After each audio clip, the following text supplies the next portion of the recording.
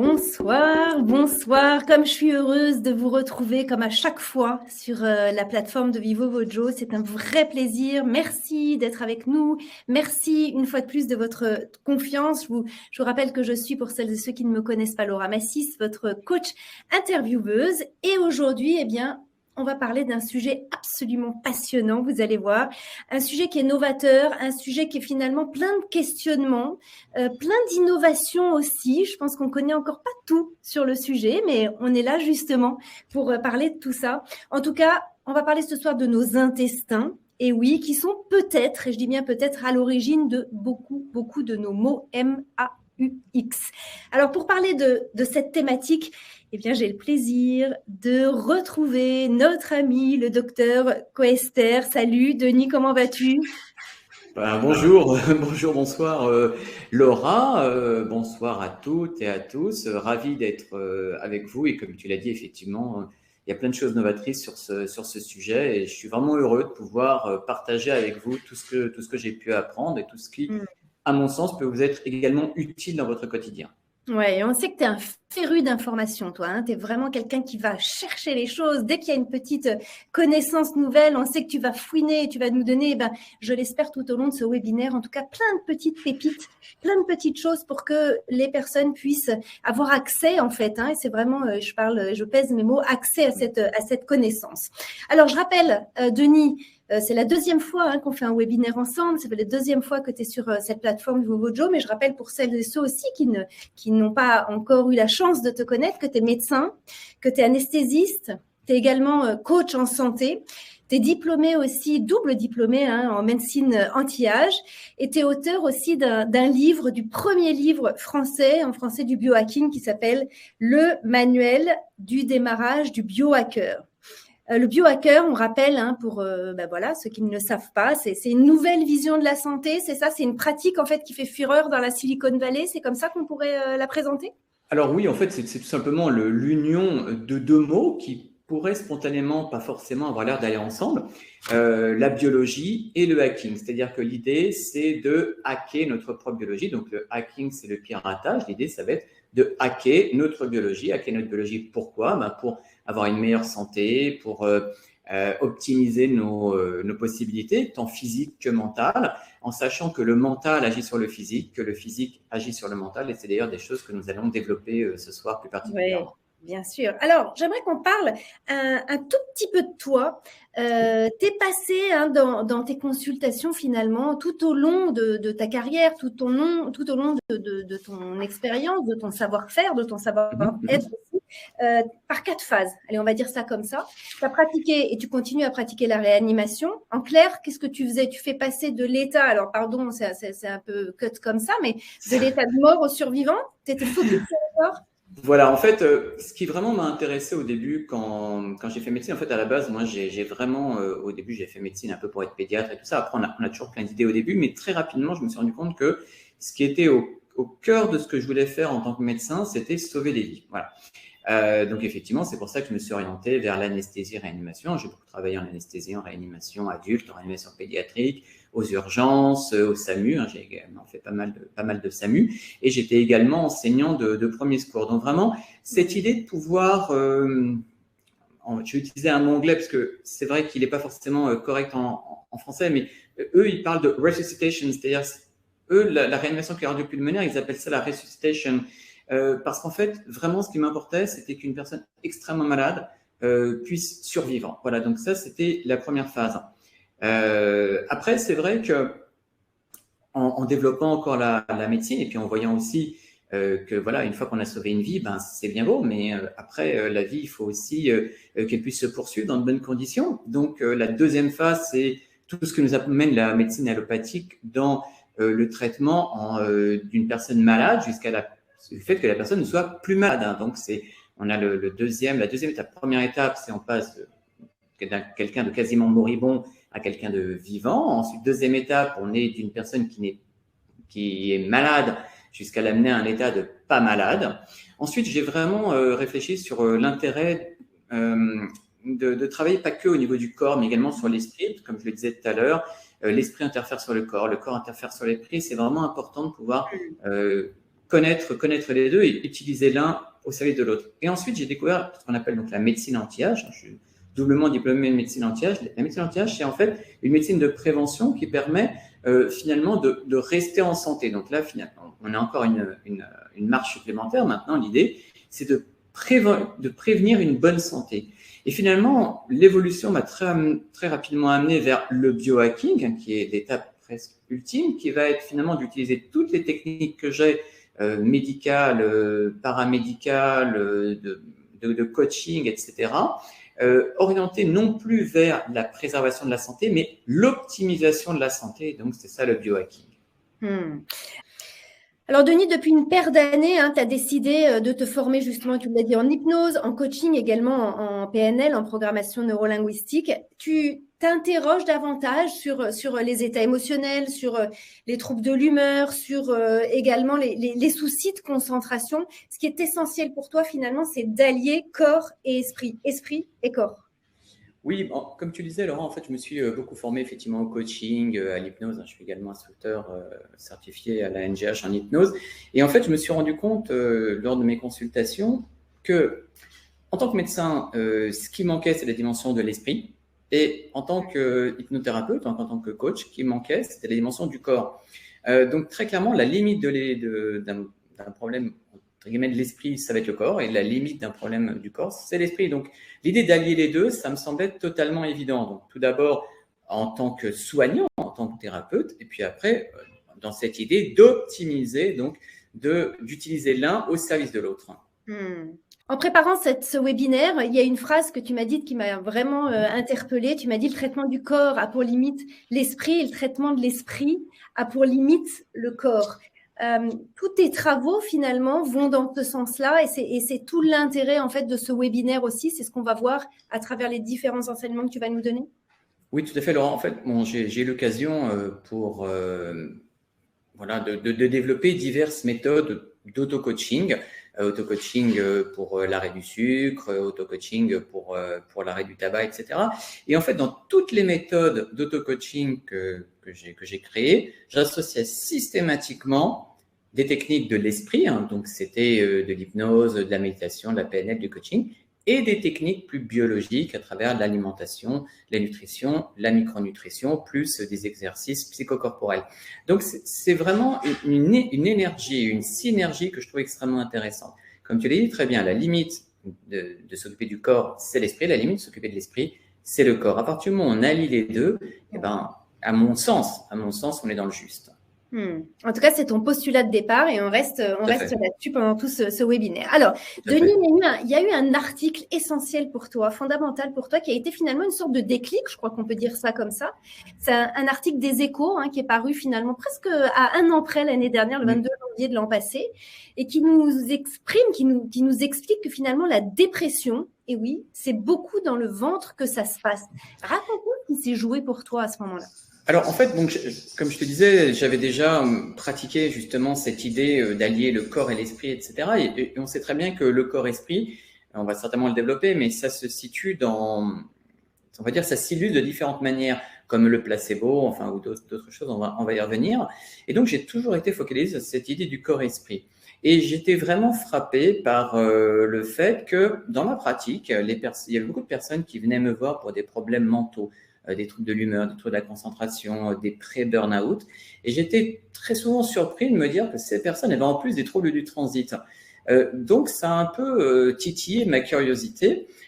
Jusqu'il y a à peu près 1-2 ans, il n'y avait pas beaucoup de publications là-dessus. Mais effectivement, j'ai eu le plaisir finalement de découvrir dans cet article, un article grand public qui mettait en exergue ce concept que j'avais plus ou moins intuitivement trouvé. Et en tout cas, là, j'étais vraiment content de voir que ça avait été prouvé que, effectivement, la dépression a plein de raisons différentes. Bien sûr, un trauma, des choses difficiles qui ont pu être dans la vie. Mais en tout cas, il y a un substrat anatomique qui n'est pas que dans le cerveau et qui est manifestement dans le tube digestif. Et ça, c'est super novateur.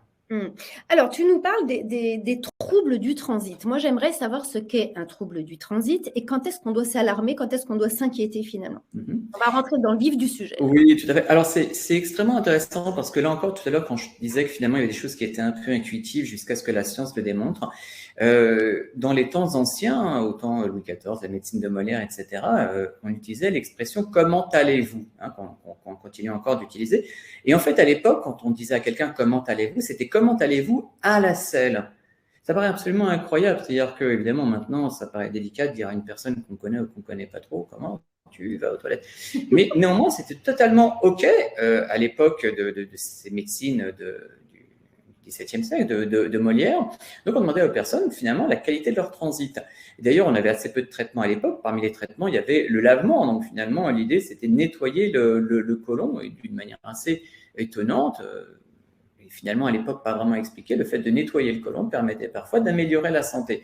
Donc, c'est très intéressant de se dire que, bon, c'est souvent comme ça en sciences ou en médecine, on a l'impression de redécouvrir des choses qui ont déjà été découvertes, on redécouvre la roue chaque jour, et ça m'a vraiment interpellé de me dire, voilà, finalement, pourquoi on s'intéressait autant au transit? Alors, tu me demandais qu'est-ce que c'est que les troubles du transit? Alors, globalement, les troubles du transit, c'est ou bien ça va trop vite, ça va être une diarrhée, ou alors ça va trop lentement, ça va être une constipation, ou alors ça va être une alternance de diarrhée et de constipation. Quand on a une constipation, voilà, ben c'est tout qui est bloqué. Effectivement, il faut faire très attention parce que ça va être peut-être un signe avant-coureur d'une occlusion. Donc, il faut être très prudent quand on a une constipation. En tout cas, quand on a une diarrhée, il y a différents types de diarrhée. Je ne vais pas forcément rentrer dans les détails, mais en tout cas, il y a quand on observe ces selles, je suis désolé, je vais être un peu.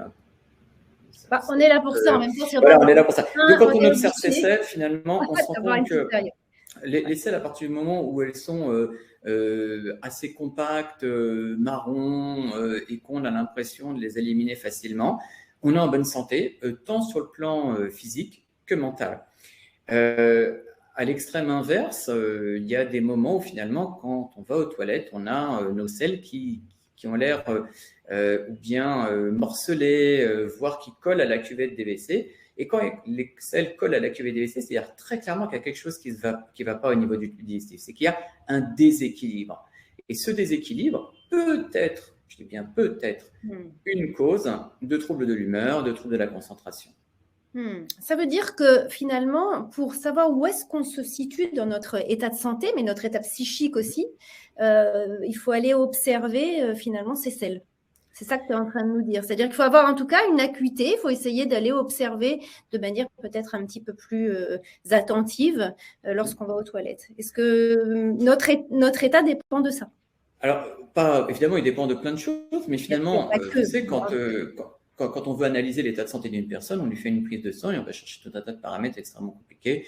Les globules blancs, les globules rouges, les plaquettes, la coagulation, le ionogramme, le sodium, le potassium, le magnésium, etc. Donc finalement, l'idée de récupérer un résidu biologique, que ce soit du sang ou des selles, pour l'analyser, essayer de comprendre un peu ce qui se passe, c'est quelque chose, somme toute, d'assez classique. À l'époque où il n'y avait pas des systèmes d'analyse précis, les médecins, là encore, ça paraît complètement dingue à notre époque, mais les médecins goûtaient l'urine des patients. Quand on dit un diabète sucré, quand on parle du diabète sucré, il y a deux types de diabète, le diabète dit sucré et le diabète dit diabète gras. Eh bien, quand les médecins goûtaient l'urine, ils disaient qu'elle a un goût sucré. Donc finalement, cette notion de diabète sucré, ça vient de l'observation de l'urine et du fait de goûter. Alors évidemment, on va parler de goûter les selles, c'est évidemment, là on rentre complètement hors du sujet, mais en tout cas, c'est vraiment important de comprendre que l'observation de tout ce que l'on va excréter est extrêmement important pour notre santé. À partir de quand, et là je rentre un petit peu dans le concret, que ce soit dans constipation ou diarrhée, on doit s'inquiéter de nous? Alors, en fait, il faut s'inquiéter à partir du moment où il y a une accumulation des signes. Par exemple, si on a une constipation brutale associée à des vomissements et qu'on a un antécédent de chirurgie digestive, il faut faire attention, ça peut être signe d'une occlusion, par exemple. À partir du moment où on a des selles liquides qui continuent sur le long terme, là, effectivement, il faut faire attention, notamment chez les enfants, parce que ça peut provoquer des déshydratations de l'enfant. Après, il faut faire attention, est-ce qu'on a du sang dans les selles? Là encore, c'est quelque chose qu'il faut bien observer, parce que quand on sait si on a du sang, je suis désolé d'être un peu peu cru, mais c'est extrêmement important. En fait, il y a tout un tas de choses comme ça qu'on peut observer sur soi. Finalement, il y avait un yaourt, une marque de yaourt il y a des années, dont le slogan c'était ce qui vous fait à l'intérieur se voit à l'extérieur. Bon, c'est exactement ça, c'est-à-dire notre biologie, elle s'exprime par l'intérieur, bien sûr, mais elle s'exprime aussi par notre extérieur. Comment est notre sueur, par exemple? La sueur, c'est également un paramètre qui peut être très intéressant. Comment est notre salive? Comment sont nos sécrétions lacrymales, hein, nos larmes? Donc finalement, tout ce que nous excrétons est source d'information de ce qui se passe à l'intérieur. Donc ce qui se passe à l'intérieur se voit à l'extérieur. Est-ce que on pourrait dire, pour schématiser, synthétiser un petit peu déjà cette première quinzaine de minutes là, que finalement notre état mental, notre état psychique pourrait dépendre de notre tube digestif? Est-ce que c'est trop fort comme phrase, ou alors toi tu vas vraiment dans ce sens-là, dans cette direction-là? Alors je vais complètement dans ce sens pour différentes raisons. Tout d'abord, tout à l'heure je parlais du lien entre corps et esprit qui se schématisait, je dirais, notamment par rapport au placebo. Tout le monde connaît le placebo, c'est-à-dire l'influence de l'esprit sur le corps et son effet inverse qu'on appelle l'effet nocebo. Mais il y a une autre expression de ce corps-esprit qui finalement commence à être de plus en plus connue, c'est le lien entre notre cerveau de l'encéphale, notre cerveau du crâne, et le cerveau de notre tube digestif. C'est vrai qu'il y a pas mal de livres qui sont sortis considérant le tube digestif comme notre deuxième cerveau. Oui. Alors, pourquoi c'est considéré comme notre deuxième cerveau? Il y a plusieurs raisons à ça. Tout d'abord, il y a des centaines de millions de neurones dans notre tube digestif. C'est le premier point. Deuxième point, notre tube digestif est en lien direct avec notre cerveau à travers un nerf que l'on appelle le nerf vague, qui maintenant est extrêmement connu, qu'on appelle aussi pneumogastrique ou dixième paire crânienne, qui est donc un nerf dit crânien qui va directement de l'encéphale, donc du cerveau, jusqu'au tube digestif. Ensuite, il y a une troisième raison, c'est une observation que tout le monde a fait. Je veux dire, quand on est stressé, on a des troubles du transit. L'idée, avant une épreuve un petit peu difficile, d'avoir une accélération du transit, c'est totalement observable.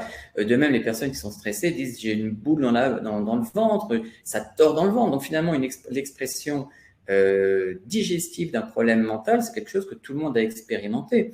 Et cinquièmement, et c'est peut-être là tu me parlais de pépite tout à l'heure, peut-être la pépite la plus étonnante qu'on puisse expliquer, qui se dit de plus en plus, c'est que la plupart de nos neurotransmetteurs, donc les neurotransmetteurs, ce sont les responsables de la chimie et de la communication au niveau du cerveau, la plupart de ces neurotransmetteurs sont synthétisés au niveau du tube digestif. Donc, c'est assez incroyable que finalement, on comprend ainsi que tout ce qui était intuitif, ces troubles du transit qui donnaient des troubles de l'humeur, c'est totalement biologique. C'est-à-dire qu'à partir du moment où, effectivement, on a des troubles du transit, à partir du moment où on a un déséquilibre au niveau de ce qu'on appelle le microbiote, on va détailler certainement le microbiote, mais donc de notre flore digestive, quand on a un déséquilibre, on va avoir un déséquilibre aussi des neurotransmetteurs et ça va se traduire par des troubles de l'humeur. Et ça a été clairement démontré. Je resynthétise. On a bien compris que finalement, on a deux cerveaux. Le cerveau là-haut, le cerveau des intestins. Donc ça, tout le monde est clair là-dessus, les médecins en tout cas sont clairs là-dessus. On a bien compris, vu ce que tu nous disais, que les deux cerveaux communiquent finalement entre eux à travers un nerf, ce qui est le nerf vague. C'est bien ça? Tout à fait. Et c'est une communication qui est bidirectionnelle, c'est-à-dire que le cerveau envoie des informations vers le tube digestif, mais également le tube digestif envoie des informations au niveau du cerveau. Donc c'est vraiment une communication qui est bidirectionnelle. Ouais. Quel lien finalement, tu as parlé tout à l'heure de la microbiote, des microbiotes, quel lien finalement notre système nerveux, j'ai envie de dire de l'intestin, quel lien y a-t-il entre notre système nerveux et notre microbiote?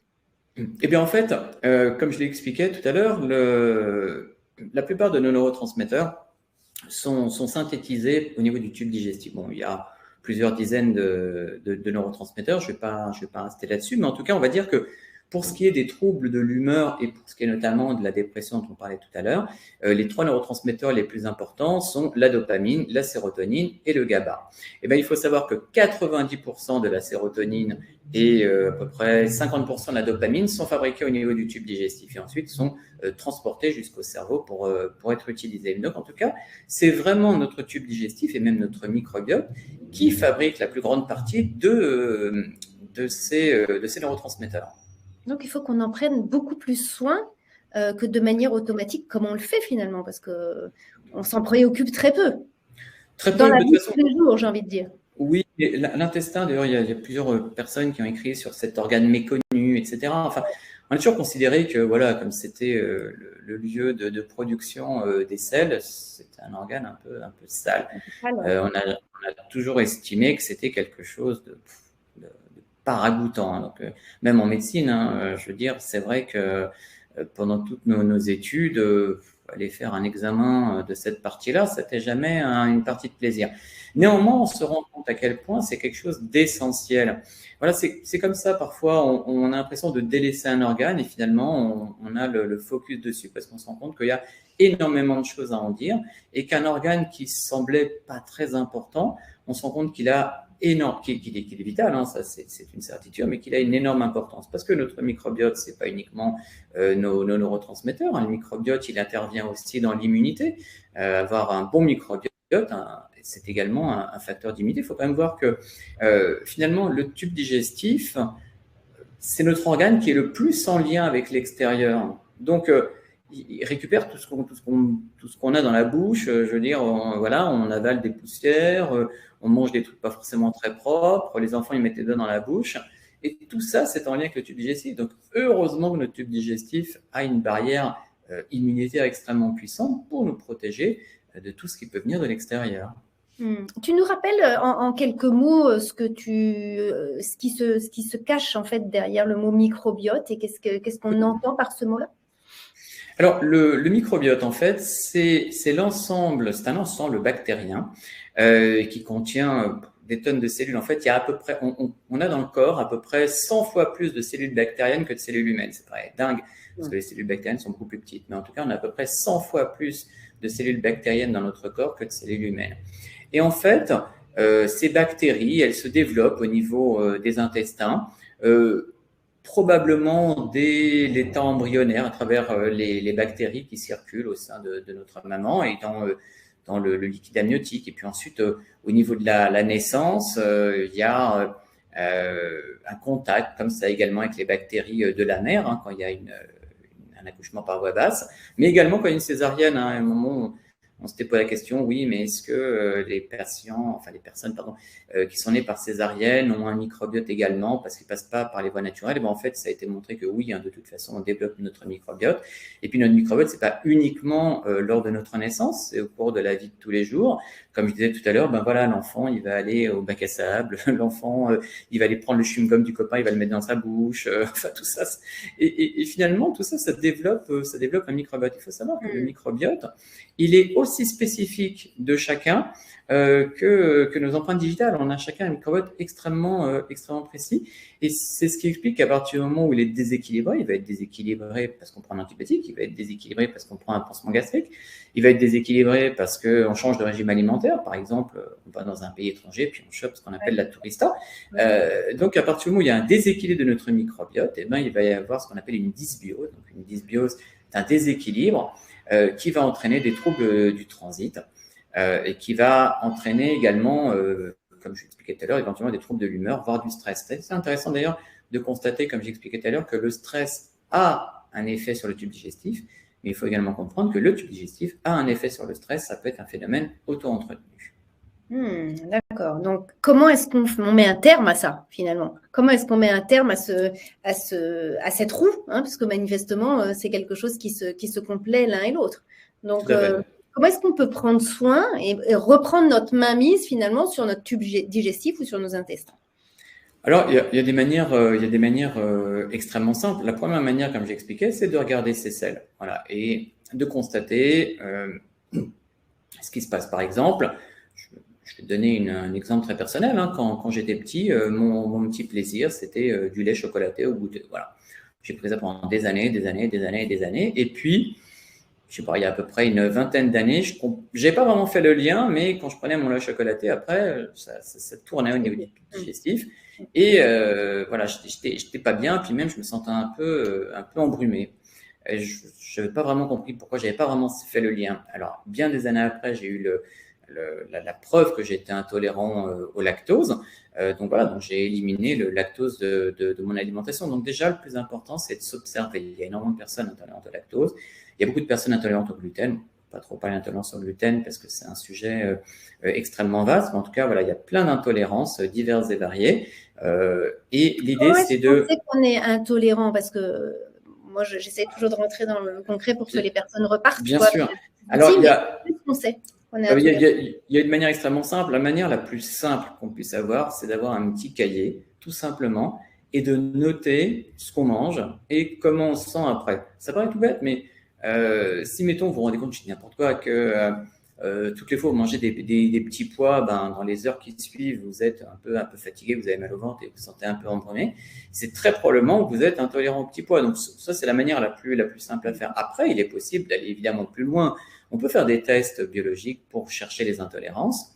On peut même, alors là, ça va vraiment encore plus loin, aller faire des testings du microbiote. Voilà, ça, c'est un moyen extrêmement simple, c'est l'autosurveillance. C'est déjà l'observation de soi, en fait. C'est le plus important. Ensuite, il y a la possibilité déjà d'avoir une alimentation équilibrée au niveau des apports qui vont permettre le développement de cette flore bactérienne, pardon. Donc, il y a des aliments qui sont riches en probiotiques. Donc, les probiotiques, ce sont des germes. Hein. Les plus connus, c'est par exemple tout ce qui est comme la choucroute, le kéfir, les cornichons. Donc, tout ce qui est macéré, ça c'est extrêmement riche en probiotiques. Ça, c'est important d'en avoir tous les jours? Alors, tous les jours, pas forcément, mais en tout cas, il faut en avoir régulièrement. Ça, c'est une certitude. Et à plus forte raison quand, mettons, on a un déséquilibre de la flore microbienne. Alors, je dis pas qu'il faut manger de la choucroute tous les jours, mais en tout cas, c'est extrêmement plein de probiotiques. Après, quand on prend des probiotiques, il faut jamais oublier de prendre ce qu'on appelle des prébiotiques. Les prébiotiques, en fait, ce sont des fibres, hein, qui sont en fait des sucres que notre corps ne digère pas et qui vont aller nourrir justement ce microbiote. Alors, par exemple, il y a les endives, les brocolis, les artichauts, tout ça, c'est extrêmement riche en prébiotiques. Donc, probiotiques d'un côté, prébiotiques de l'autre. C'est pour ça qu'en fait, on insiste beaucoup sur des régimes qui contiennent beaucoup de légumes verts, parce que les légumes verts sont très riches en vitamines, notamment les vitamines du groupe B, mais également ils contiennent énormément de fibres qui vont aller nourrir notre tube digestif. Donc, c'est vraiment essentiel. Donc, tout d'abord, la surveillance. Ensuite, manger des légumes variés. Et éventuellement, prendre tout simplement ce qu'on appelle des probiotiques. Il y en a beaucoup qui existent sur le marché. Et des prébiotiques. Mais à ce moment-là, il faut faire attention parce qu'il y a énormément de publicité, pas forcément très, très honnête de la part de différents laboratoires. Donc, en tout cas, si vous décidez de prendre des probiotiques, il vaut mieux les prendre d'une marque, parmi les marques les plus connues. Hein, je ne vais pas évidemment citer de marque. Et en tout cas, il faut vraiment être sûr également qu'ils soient bien dosés en probiotiques, qu'il y ait une gamme assez large. Voilà. Je ne vais pas donner plus de détails parce que je ne veux pas rentrer dans les marques. Non, c'est pas le sujet en tout cas. Sur l'alimentation, est-ce que tu as d'autres conseils, astuces, petits outils à nous donner pour que justement on améliore, on reprenne cette mainmise sur nos intestins? Alors oui, il y a plein de petites choses qui sont intéressantes. Et en fait, là, quand tu en parlais, ça m'a fait penser à une étude que j'ai lue dernièrement. En fait, quand tout à l'heure tu me parlais notamment du fait que la dépression était liée au tube digestif, il y a différents liens dont on a parlé, hein, les neurotransmetteurs, le nerf vague, etc. Il y a un lien dont on n'a pas encore parlé, c'est de considérer que la dépression est due en partie, ou du moins augmentée par ce qu'on va appeler la neuroinflammation. Donc la neuroinflammation, c'est en fait l'effet d'une inflammation dite de bas grade, hein, qui commence au niveau du tube digestif et qui va aller attaquer, entre guillemets, le cerveau. Eh bien, il y a des études qui ont montré qu'il y a un type de régime qui est très à la mode en ce moment, qu'on appelle le régime cétogène, qui permet de lutter contre l'inflammation. Donc, voilà. Ça consiste en quoi, ce régime? Alors, d'une manière très simple, exclure quasiment totalement le sucre. Alors, ça me va bien parce que j'ai écrit un livre là-dessus, donc ça m'aide à parler du sucre. Mais en tout cas, voilà, exclure quasi totalement le sucre. Alors, je vous rappelle que le sucre, c'est certainement un des principaux dangers dans l'alimentation. C'est vrai qu'il y avait des publicités il y a des années qui disaient le sucre, le plus petit des grands plaisirs. Et ben en fait, c'est le plus grand des petits poisons. En fait, le sucre est présent partout dans l'industrie agroalimentaire. Pourquoi? Parce que les industriels se sont rendus compte que ça permettait d'augmenter la prise alimentaire. Finalement, quand vous allez dans un fast-food, vous prenez un sandwich qui va vous apporter énormément de calories. Pourtant, 1 heure après, vous avez faim. Vous avez faim. Pourquoi? Parce que ce que vous avez mangé est bourré de sucre. À partir du moment où vous prenez quelque chose qui est bourré de sucre, vous allez augmenter l'insuline, qui est l'hormone qui permet de réguler le sucre. Et par effet rebond, votre taux de glucides, enfin de sucre, va baisser très vite dans votre sang et ça va créer une faim. Donc oui, finalement, vous avez un pic de sucre, un pic d'insuline et après ça descend, vous allez avoir faim, etc. Et tout ça, ça va vous conduire à manger encore et encore et encore. En plus, le sucre, voilà, on le sait maintenant désormais, il entraîne énormément d'inflammation au niveau du tube digestif et également il est facteur de neuroinflammation au niveau cérébral. Donc vraiment, s'il y a parmi les très nombreux messages qu'on peut passer, un essentiel, il faut vraiment arrêter le sucre. Bannir le sucre.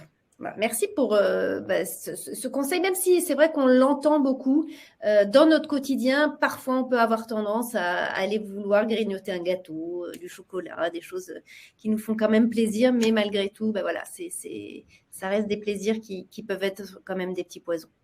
Alors, après, le tout, c'est d'être conscient. À la rigueur, je veux dire, moi j'aime beaucoup le chocolat. Voilà, mais à partir du moment où quelque chose est un plaisir, je veux dire, un carré de chocolat, c'est super, 2, ça va encore. Mais si on en prend plusieurs, si on prend 2, 3, 10 carrés de chocolat, on se rend bien compte qu'il y a un moment où notre corps il dit stop, c'est trop. Donc voilà, il faut aussi écouter son corps. L'intelligence du corps, c'est pas juste une vue de l'esprit, c'est une réalité. Donc à partir du moment où quelqu'un prend une sucrerie parce qu'il se fait vraiment plaisir, c'est OK. Par contre, à partir du moment où on est compulsif au sucre pour gérer des émotions, c'est pas OK. C'est que y a quelque chose, il y a une pensée ou une émotion racine qu'il va falloir gérer et qui se traduit par un comportement d'addiction. Alors, je vous rappelle qu'on essaye, en tout cas, de vous donner des indications, des astuces pour reprendre la mainmise sur votre intestin, sur votre tube digestif. Alors, Denis nous a parlé des probiotiques, il nous a parlé des prébiotiques, il nous a parlé bien sûr du danger du sucre. Et j'aimerais maintenant qu'on mette notre focus sur le psychobiotique. Alors, qu'est-ce que c'est les psychobiotiques. Alors, c'est bizarre.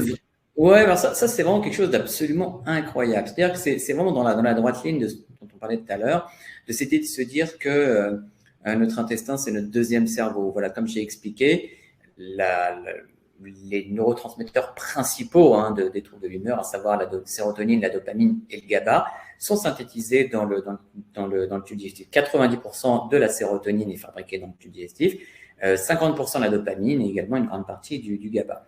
Ce qui est assez incroyable, c'est que les chercheurs ont pu vraiment plus ou moins isoler les germes qui permettaient de synthétiser tel ou tel neurotransmetteur. Par exemple, pour la sérotonine, on sait très bien que c'est un entérococcus. Pour la dopamine, on sait très bien que c'est un bacillus. Pour le GABA, on sait très bien que c'est du bifidus. Donc, ça veut dire que on sait très bien quelles sont les souches qui vont favoriser tel ou tel neurotransmetteur. Eh bien, c'est assez incroyable, mais il y a tout un tas d'études, il y en a de plus en plus qui montrent que finalement, le fait d'absorber telle ou telle souche de bactéries, telle ou telle souche qui va rééquilibrer notre microbiote, ça va permettre d'avoir une meilleure humeur, simplement parce qu'on va favoriser la synthèse de dopamine, de sérotonine, de GABA. Donc, le terme psychobiotique, c'est un terme qui a été inventé en 2013 par un chercheur du nom de Ted Dinan, comme ça.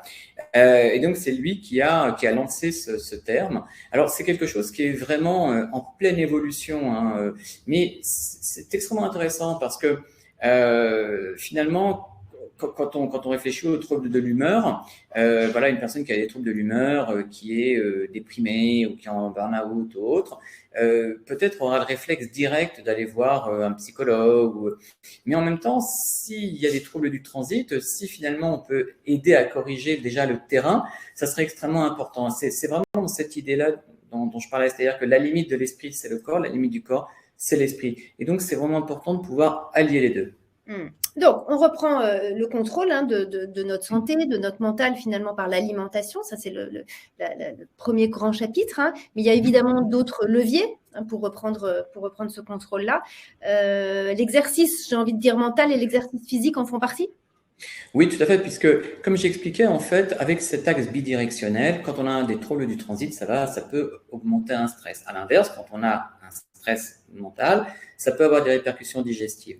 Donc, d'une manière très claire, si on veut aller mieux sur le plan digestif, on peut utiliser des exercices extrêmement simples qui vont, entre guillemets, stimuler le nerf vague. Alors, je rappelle globalement qu'en fait, nous avons le système nerveux central, hein, c'est donc le cerveau et la moelle épinière. Nous avons le système nerveux périphérique, ce sont les nerfs, et nous avons le système nerveux dit autonome, qui est le système nerveux qui va gouverner toutes nos fonctions vitales, la respiration, les battements cardiaques, mais également la digestion. Donc, dans le système nerveux autonome, il y a notamment le nerf vague, cette fameuse 10e paire crânienne dont je parlais tout à l'heure.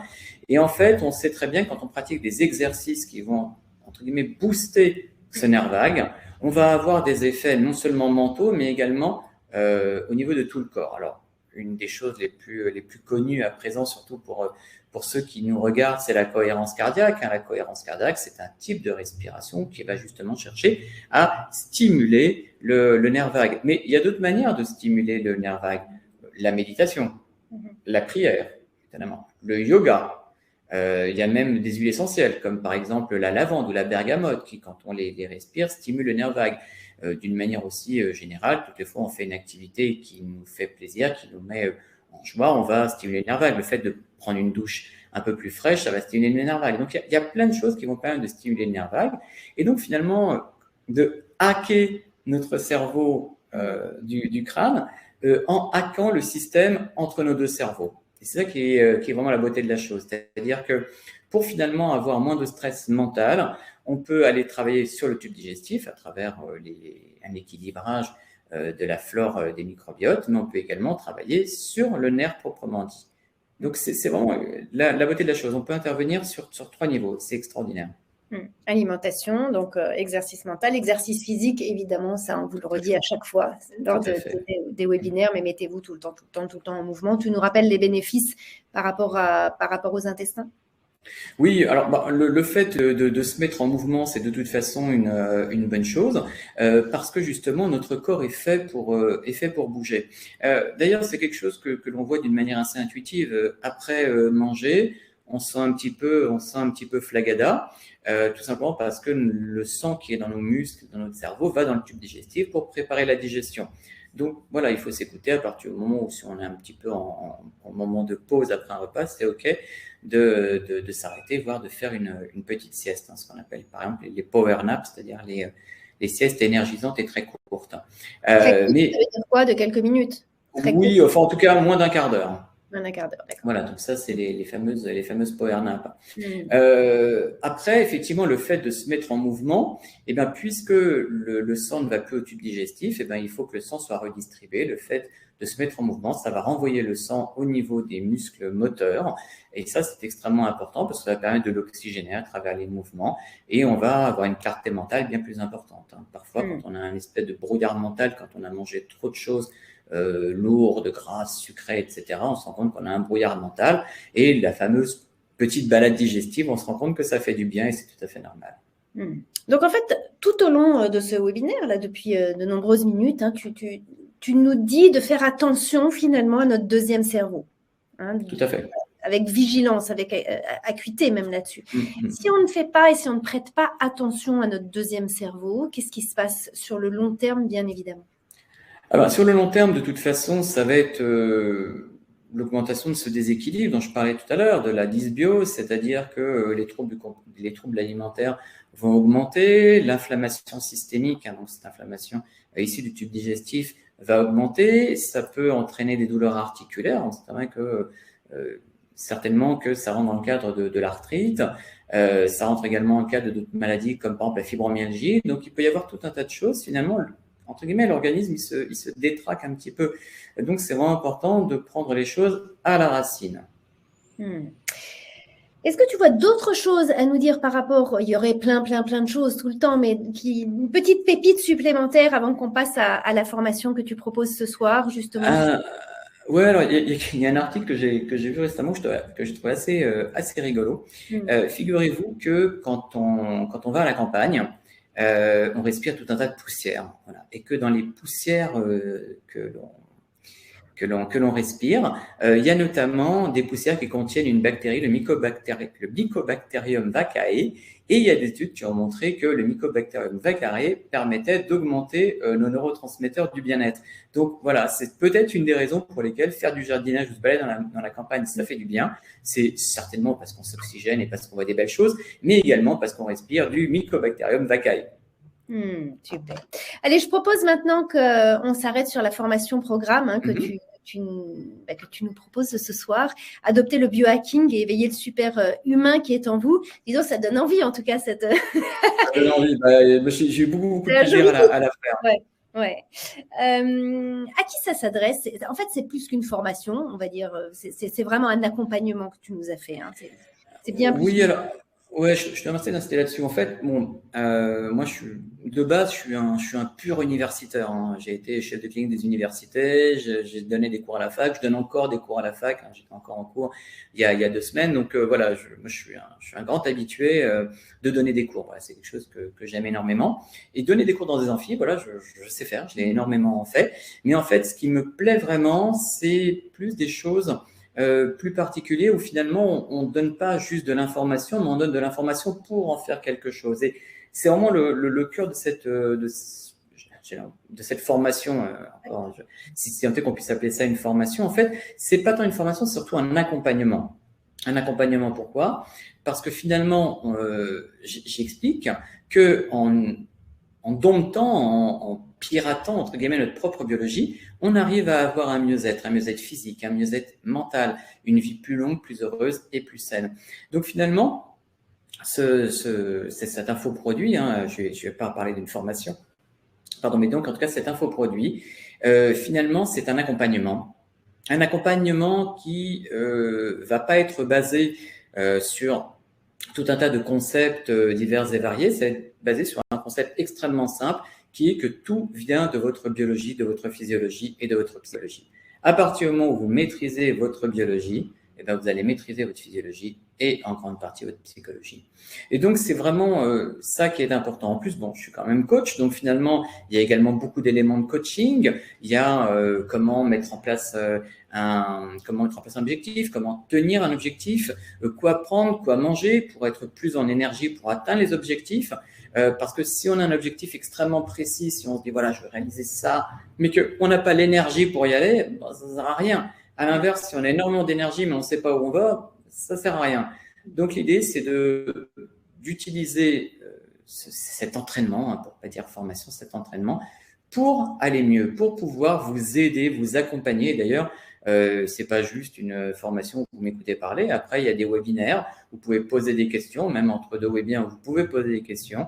Je serai toujours ravi d'y répondre. Et j'insiste vraiment sur un point, c'est que tous les éléments que je vous donne, ils sont sourcés au niveau scientifique. C'est-à-dire que si je vous dis quelque chose et que je vous l'affirme, c'est parce que j'ai des publications scientifiques qui vont dans ce sens. Donc, quand on me pose une question, si je sais, je réponds et ça sera une réponse sourcée. Si je ne sais pas, ben, je dis à ce moment-là, je vais chercher et je vous donnerai la réponse. En tout cas, la réponse sera sourcée. Et s'il n'y a pas encore d'études par rapport aux réponses que je peux donner, là, peut-être que je me contenterai de parler de mon expérience propre, en sachant qu'évidemment, ça ne sera que ma vision. Mais vraiment, c'est important de comprendre que cette formation, elle est faite pour vous, pour tout le monde, puisque ça peut bénéficier… Elle s'adresse à qui? À tout le monde, en fait. À tout le monde. Ça peut être l'étudiant qui a besoin de plus d'énergie, plus de concentration parce qu'il a des examens préparés. Ça peut être la mère de famille qui doit jongler entre son travail, entre les enfants, entre sa vie de femme, sa vie de couple, etc. Il lui faut encore beaucoup d'énergie. Ça peut être le cadre, ça peut être l'ouvrier, ça peut être en fait, toutes les personnes qui ont envie d'aller mieux. Et d'aller mieux, pas juste… voilà, en disant, bah, tiens, fais ceci, fais cela. Non, c'est utilise ta propre biologie. Fais confiance à ton corps. Quand on dit les solutions, elles sont en vous, ça, c'est un grand principe qu'on utilise notamment en hypnose, en PNL. On dit les solutions, elles sont en vous. Mais c'est vrai qu'elles sont en vous. Elles ne sont pas juste en vous au niveau inconscient, elles sont aussi en vous au niveau biologique. Donc, vous avez moyen d'augmenter votre énergie physique mentale. Vous avez le moyen d'aller mieux. Et vous allez vous rendre compte que très naturellement, vous vous sentirez en bien meilleure forme physique, forme mentale, mais également vous vous rendrez compte sur le long terme, parce que c'est ça aussi la beauté de la chose, c'est que vous vivrez plus longtemps, puisque finalement tous les conseils qui sont donnés dans la formation, ou du moins pour la plupart des conseils qui sont donnés dans la formation, ils sont liés à une augmentation de la durée de vie. Donc là, ce soir, on a parlé des intestins, c'est une petite partie. Oui, ta formation, ton enseignement, ton accompagnement, c'est vraiment extrêmement général finalement, parce que c'est des modules, c'est des étapes finalement pour décupler, j'ai envie de dire, nos performances de notre santé pour aller mieux. Tu as utilisé ce terme, moi j'aime bien. Voilà, tout à fait. Donc il y a différents modules. Il y a le module consacré à l'énergie, comment augmenter notre énergie physique, mentale, nos hormones, comment pouvoir bien gérer nos hormones avec l'alimentation, la nutrition, la micronutrition. On a le cerveau, bien sûr, il y a une grosse partie sur le cerveau, comment justement bio-hacker notre cerveau pour pouvoir avoir un esprit plus clair, plus de motivation, moins de procrastination, une meilleure mémoire. Donc, avec tout un tas de compléments alimentaires, là encore, qui sont prouvés, qui sont sourcés pour favoriser les liaisons cérébrales, pour favoriser tel ou tel neurotransmetteur en fonction des besoins, comment équilibrer vos neurotransmetteurs avec l'alimentation. Il y a également des modules par rapport à l'alimentation d'une manière plus générale. Il y a des modules... alors, qu'est-ce qu'il y a encore? La longévité. Voilà, donc la longévité, le métabolisme. Donc, voilà. En fait, il y a énormément de modules. En tout cas, ce qui est sûr, c'est qu'une fois que vous avez acquis et compris ce qu'il y a comme matériel, vous pouvez vraiment le mettre en pratique. Et c'est ce que je vous expliquerai à travers les webinaires. C'est-à-dire, comme je vous disais, moi, je ne vous lâche pas dans la nature. Il y a 4 webinaires qui sont prévus. S'il faut en rajouter ou s'il y a des questions plus particulières, évidemment, il y a toujours possibilité de prendre du temps pour vous. Voilà, c'est vraiment important pour moi. Comme je disais, c'est pas un cours de fac. C'est un peu aussi une co-création, c'est-à-dire que lorsque cette formation a été faite, il y a déjà une première promotion et puis les questions qui ont été posées, ça m'a permis aussi d'orienter un peu plus ce que maintenant vous allez pouvoir découvrir. Donc, c'est une espèce de co-création qui va permettre à moi d'avoir le plaisir de vous accompagner et à vous d'avoir le plaisir de vous rendre compte que finalement, en utilisant votre biologie, vous avez vraiment les clés en vous-même. Les clés en soi, bien entendu. La personne qui a envie comme ça d'aller mieux et de prendre soin d'elle, si elle fait cette formation, elle repart avec quoi en fait? Elle repart avec une prise de conscience, avec des outils, avec des questionnements, avec quoi? Avec une observation particulière de son corps? Eh bien, avec tout ce que tu as dit, en fait, la personne qui suit cette formation va être alertée sur tel ou tel signe qui pourrait signifier un problème de santé. Elle va être également orientée vers quoi manger, comment manger pour avoir une meilleure santé. Elle va être orientée aussi sur quoi faire à partir du moment où on est face à telle ou telle épreuve de la vie, quand on se sent un peu en trouble de l'humeur, quand on se sent un peu en manque de motivation, quand on sent qu'on est une phase où on procrastine un petit peu. Tout ça, c'est des clés extrêmement pratiques et tout le temps qui sont biologiques et sourcées. Alors, il y a des questionnaires aussi, tu t'en as parlé, il y a des vidéos, bien évidemment, et puis il y a des webinaires de suivi. Donc, voilà, tout à fait. Extrêmement complète par rapport à tout ce qui s'est dit. Et vous comprenez bien que ce soir, on a vraiment mis le focus en fait sur notre deuxième cerveau, hacker votre deuxième cerveau. On n'a pas voulu partir dans une généralité par rapport à toute cette formation qui est quand même générale et où tu abordes énormément de sujets. Nous, on a vraiment voulu ce soir vous donner mettre notre focus sur juste les intestins, le tube digestif, voir un petit peu comment tout ça fonctionne et comment vous donner finalement des prises de conscience, parce que je pense que c'est par les prises de conscience qu'on a des déclics, et les déclics font qu'on va vers du changement en tout cas. En sachant bien sûr qu'enfin tout ce qui est dans la formation au niveau du digestif, parce qu'il y a tellement de choses à en dire, voilà, j'ai pas pu tout expliquer ce soir, donc il y aura encore d'autres choses à découvrir sur notre deuxième cerveau, et puis également comment utiliser ça dans votre vie de tous les jours, et comment utiliser toutes ces données pour pouvoir les appliquer à votre quotidien, pour avoir un quotidien de meilleure qualité. Si tu devais, Denis, en une phrase, nous résumer le message que tu as souhaité donner dans cette formation, dans cet enseignement, dans ton accompagnement, ce serait quoi? Difficile parce qu'il y a énormément de messages. Je dirais que si on devait vraiment résumer, ça serait prenez le contrôle de votre biologie pour prendre le contrôle de votre vie. C'est vraiment ça qui est essentiel. Et c'est faisable, même pour des personnes qui ne travaillent pas en santé, qui ne sont pas médecins, qui ne sont pas infirmiers, mais qui ont juste envie, en fait, d'aller mieux et puis de prendre soin d'eux. Ah ben voilà, surtout pas, hein, cette formation, elle s'adresse absolument pas aux soignants. Je dis, c'est pas parce que je donne des cours à l'université à des médecins. Là, cette formation, elle est vraiment, vous avez les informations, vous avez les explications surtout, mais surtout vous avez des choses simples, hein, simples et pratiques, c'est-à-dire que c'est pas juste du conceptuel. Alors c'est vrai qu'il y a beaucoup d'informations, mais après je vous explique comment utiliser cette information dans votre quotidien. C'est pas juste de vous donner de l'information pour vous donner de l'information. C'est super. En tout cas, écoute, ça donne bien envie. Ça donne bien envie de continuer à prendre soin de nous. Alors, vous avez bien sûr, comme à chaque fois, un tarif spécial puisque vous avez suivi ce webinaire avec nous ce soir, un tarif spécial de moins 50%. Donc, la formation, elle est au prix de, en principe, 775 euros. Et là, on la propose au prix de 387 euros. 387, vous avez la possibilité de payer en 3 fois, 4 fois, 5 fois ou 6 fois. Donc, vous avez un paiement étalé si vous le souhaitez, bien évidemment. Et cette offre est valable jusqu'à lundi prochain, donc lundi 14 mars à minuit, l'heure de Cendrillon. Donc, lundi 14 mars, 387 euros. Juste un tout petit mot, est-ce qu'on peut dire que c'est une formation médicale, scientifique ? Alors, médical, non, puisque en fait, ça s'adresse vraiment à tout le monde. Alors, je dirais scientifique, oui, dans ce sens où, comme j'expliquais, tout est sourcé, tout est prouvé par des études. Je veux dire, j'ai pas mis S'il y a des choses que je ne sais pas, je précise que c'est mon expérience, c'est ma croyance, mais en tout cas, tout est scientifique, tout est prouvé. Mais en même temps, c'est extrêmement simple et abordable, hein. Comme vous avez vu ce soir, tout ce que j'ai pu expliquer est prouvé. Il y a des documents scientifiques à l'appui pour tout ce que j'ai pu expliquer ce soir. Mais en même temps, voilà, j'espère avoir été simple, concis et accessible.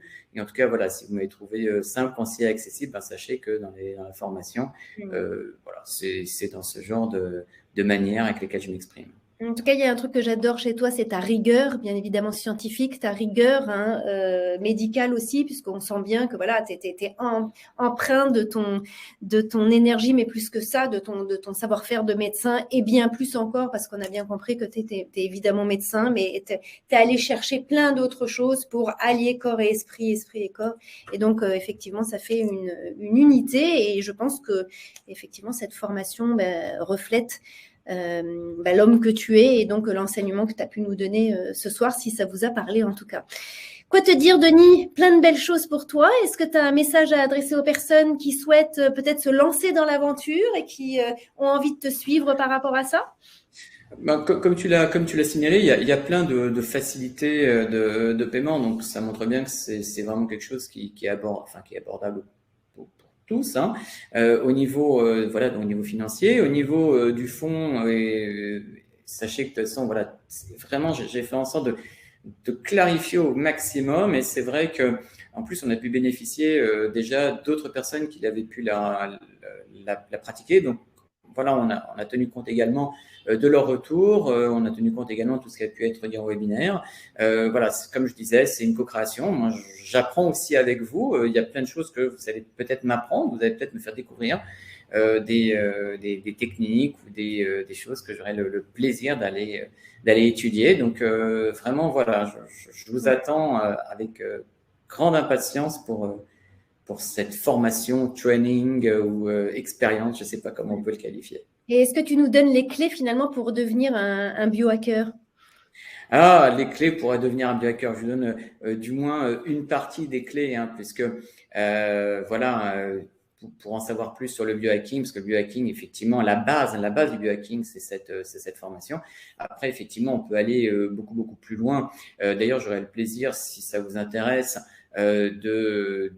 d'être en lien avec vous. Vous pouvez vous inscrire sur ma newsletter, hein, sur drdenis.com, et ça permettra éventuellement de maintenir le lien, de progresser également ensemble, et puis de vous faire bénéficier de tout ce que je peux apprendre sur le biohacking. Le biohacking, c'est quelque chose qui est quasi inconnu en France, hein. J'ai la chance d'avoir écrit le premier livre en français sur le biohacking, d'avoir fait la première formation en français sur le biohacking, donc c'est quelque chose qui est nouveau. Voilà, c'est quelque chose qui est nouveau, qui cartonne aux États-Unis avec d'énormes taux de réussite.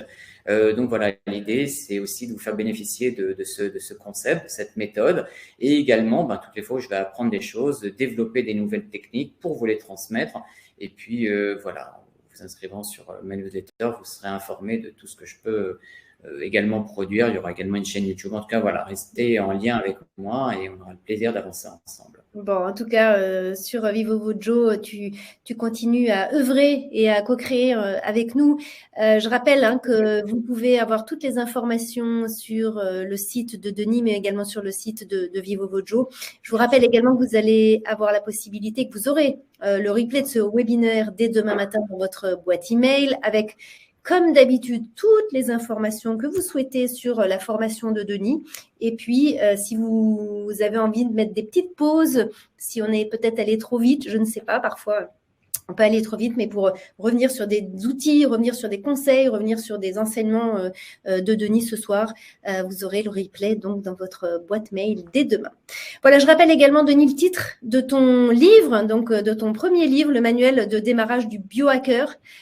Donc, ça vient de sortir, c'est ça? Et il est sorti déjà il y a quelques mois en français et il sort la semaine prochaine, je crois, en anglais. En anglais, ok. Donc, si vous voulez tout savoir sur la méthode du biohacking qui est vraiment révolutionnaire et qui, c'est certain, va avoir une empreinte en France d'ici, à mon avis, d'ici peu.